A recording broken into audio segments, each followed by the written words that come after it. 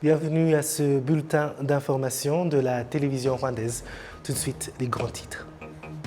Au deuxième jour de sa visite en Zambie ce mardi, le président Kagame, accompagné du président zambien Hakainde Hichilema, ont visité le parc national de Musi-Otunya et les 5 animaux sauvages connus sous le nom de Big Five Safari, situés dans la ville de Livingstone.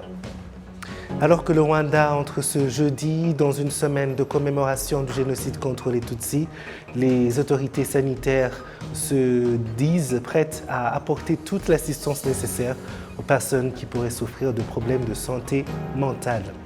Encore une fois, bienvenue chers téléspectateurs de Rwanda TV. Je suis David Carmel Ingabire et c'est une joie de vous retrouver. Je vous le disais en titre, au deuxième jour de sa visite en Zambie, ce mardi matin, le président Kagame a accompagné du président zambien Hakainde Hichilema ont visité le parc national de Musi-Otunya et les 5 animaux sauvages connus sous le nom de Big Five, situés dans la ville touristique de Livingstone. Les 2 chefs d'État se sont également rendus à la frontière de Kazungula pour s'acquérir des services douaniers et ont planté des arbres à la frontière de Kazungula sur le pont du fleuve Zambèze pour faciliter les échanges entre la Zambie et le Botswana. Le président zambien a immédiatement tweeté « La Zambie est un pays multinational qui se reflète dans la frontière à quatre États entre Kazungula qui facilite la circulation des biens et des services à travers l'Afrique du Sud. L'arbre près de ce pont est un symbole d'amitié entre le Rwanda et la Zambie. La visite du président Paul Kagame en Zambie a été marquée par une série d'événements, dont la signature d'un accord de coopération de 7 ans entre les 2 pays. Alors que le Rwanda entre ce jeudi dans une semaine de commémoration pour la 28e fois de suite du génocide commis contre les Tutsis qui s'est déroulé pendant une période de 100 jours, les autorités sanitaires se disent prêtes à apporter toute l'assistance nécessaire aux personnes qui pourraient souffrir de problèmes de santé mentale au cours de cette période. La responsable de la division des services de santé mentale au Centre biomédical du Rwanda, le docteur Yvonne Kayiteshonga, affirme que l'expérience de ces dernières années pourra aider le secteur de la santé à faire face aux traumatismes remarquables ces derniers temps. Au cours d'une conférence de presse animée ce mardi, le docteur Kayiteshonga a fait savoir que les statistiques de l'année dernière montrent que 39% des personnes qui ont subi des moments de traumatisme lors de la période de commémoration ont reçu une assistance adéquate et 61% ont été regroupés pour bénéficier d'un suivi permanent. Les organisations des rescapés du génocide contre les Tutsis, de leur part, indiquent que certains volontaires au sein de cette organisation ont reçu une formation pour apporter une assistance aux personnes qui pourront avoir des problèmes de traumatisme pendant cette période de commémoration en travaillant main dans la main les autorités sanitaires dans les 4 coins du pays. Vous suivez le journal de la télévision rwandaise. Merci d'être avec nous. L'Office rwandais d'investigation RIB indique qu'au cours des 3 dernières années, 2019, 2021, et au cours des 3 mois de cette année 2022, il a reçu 1215 dossiers relatifs aux crimes liés à l'idéologie du génocide et des crimes similaires et que les auteurs de ces crimes ont été traduits en justice. Kassim Youssouf nous en dit plus.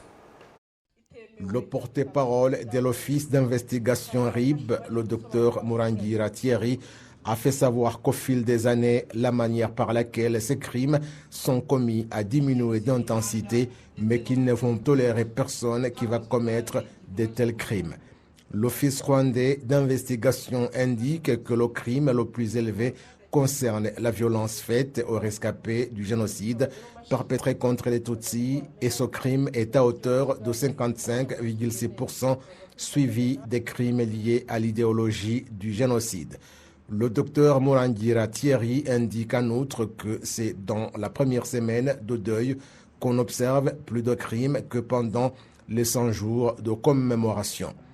Cette indication est faite alors que les Rwandais se préparent à la 28e commémoration du génocide perpétré contre les Tutsis en 1994.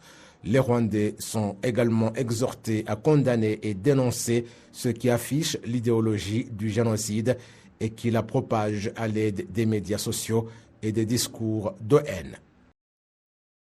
L'organisation d'aide juridique par son directeur Andrew Kananga annonce que 600 personnes à Kigali seront représentées gratuitement devant la justice grâce à un projet d'aide aux nécessiteux.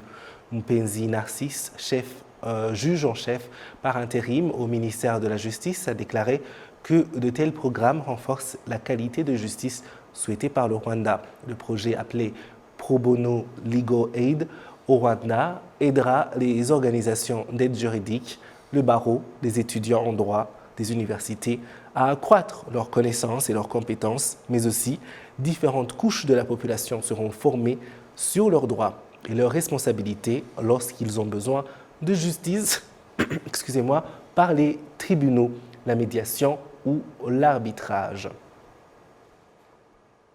Et avant de passer à l'international, des experts en politique affirment qu'il est beaucoup plus efficace pour les pays en développement d'apprendre les uns des autres plutôt que de toujours suivre le modèle des pays développés. Indication faite au cours des débats dont l'objectif est de promouvoir la coopération entre les pays en voie de développement dans ce qui est appelé South-South and Triangular Cooperation. Kassim Youssouf nous fait le point. Même si l'on estime que les pays en développement ont tout à gagner à apprendre les uns des autres, ils ne devraient tout de même pas ignorer les pays développés.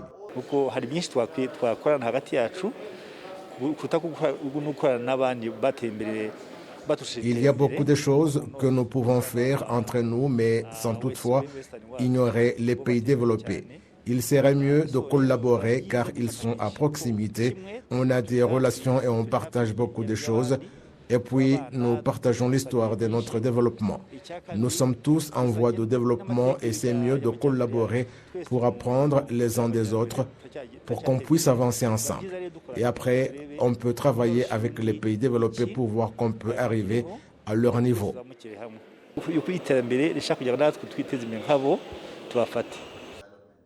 Les représentants des pays développés qui ont assisté aux discussions ont exprimé leur volonté d'aider les pays en développement à continuer à progresser. Le groupe des chargés de la sécurité en Allemagne a participé à cette réunion et ses membres sont des partenaires proches de l'Agence rwandaise de coopération parce qu'ils viennent de passer des semaines ici et ils vont poursuivre le partenariat en Inde et cela va être une coopération triangulaire et ils vont examiner où la coopération va se poursuivre ultérieurement et c'est pour cette raison que nous sommes ici. On peut également s'appuyer sur nos agences telles que GIZ pour la mise en œuvre du développement de ces pays comme le Rwanda le souhaite et cela fait un moment que nous le faisons où nous les avons étendus en Amérique du Sud, mais nous voudrions les faire venir ici. Le Rwanda est un pays qui a prouvé à maintes reprises qu'il est disposé à apprendre de quiconque fournit des informations et des leçons utiles. Il y a par exemple le ministre de la Jeunesse de Sierra Leone qui était ici et qui s'est entretenu avec son homologue rwandais sur leur programme pour le développement des jeunes que nous n'avions pas et que nous voudrions également mettre en place. Il était donc venu pour apprendre de l'expérience du Rwanda, mais au cours des entretiens, nous avons trouvé qu'ils ont quelque chose qui nous serait utile. C'est cela qui montre l'importance de cette coopération entre nos pays que nous disons en voie de développement car on apprend les uns des autres et ce n'est pas que le Rwanda a atteint le niveau supérieur et qu'il n'a rien à apprendre des autres.